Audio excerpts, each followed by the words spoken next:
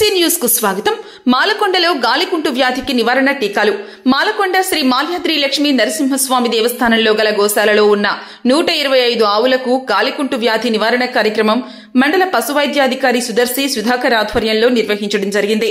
ఈ సందర్భంగా డాక్టర్ మాట్లాడుతూ 13,200 గాలికుంటు టీకాలకు గాను 11,350 టీకాలు ప్రతి గ్రామంలో రైతు సేవా కేంద్రంలో ఉన్న పశువైద్య సహాయకులతో నిర్వహించడం జరిగిందని, దానిలో భాగంగా శుక్రవారం మాలకొండ శ్రీ మాల్యాద్రి లక్ష్మీ నరసింహస్వామి దేవస్థానంలోని గోశాలలో 125 ఆవులకు గాలికుంటు వ్యాధి నివారణ టీకాలు వేయడం జరిగింది అని తెలిపారు. ఈ కార్యక్రమంను పర్యవేక్షణకు ఇచ్చేసినటువంటి ఏరియా పశువైద్యశాల సహాయ సంచాలకులు డాక్టర్ ఎంతోటి చెన్నకేశవులు మాట్లాడుతూ లింగసముద్రం, వలేట్వారిపాలెం 2 మండలాలకు కలిపి 27,800 టీకాలు లక్ష్యంగా 90% పూర్తయిందని, గత నెల 15వ తేదీ మొదలైన టీకాల కార్యక్రమం ఈ నెల 15తో ముగుస్తుంది అని, ఇంకా ఎక్కడైనా గాలికుంటు నివారణ టీకాలు తమ పశువులకు చేయనట్లు అయితే ఆయా గ్రామంలోని మా సిబ్బంది దృష్టికి తీసుకొస్తే వెంటనే టీకాలు చేయించగలని తెలిపారు.